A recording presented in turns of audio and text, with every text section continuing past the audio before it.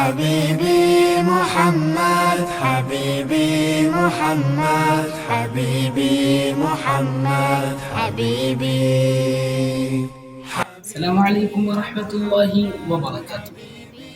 جالتمتوتا كبجمتوتا النصر بودكاست.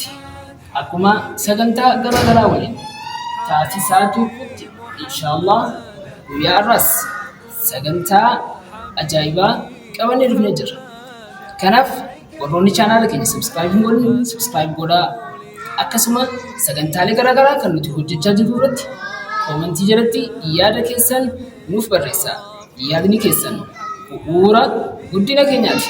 Kanaaf sagantaa haaromsa qalbii akkasuma sagantaa seenaa Nabi Muhammad sallallahu alaihi wasallam akkasuma sagantaa bohaartii kan garaagaraa namoota garaagaraatiin isiniif dhiheessina.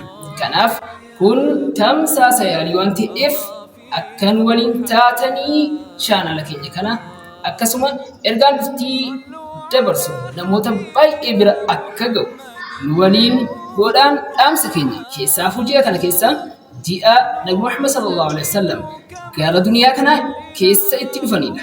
Kanaaf salawaata buusuun seenaa Nabi Muhammad sallallahu alaihi wasallam haasa'uun wal barsiisuun akkasuma karaalee Qur'aanaa fi hadiisa karaa nuuf godhameen ergaa keenya akkasuma jaalala Nabi Muhammad sallallahu alaihi wasallam ibsachuun nurra haa jiraatu.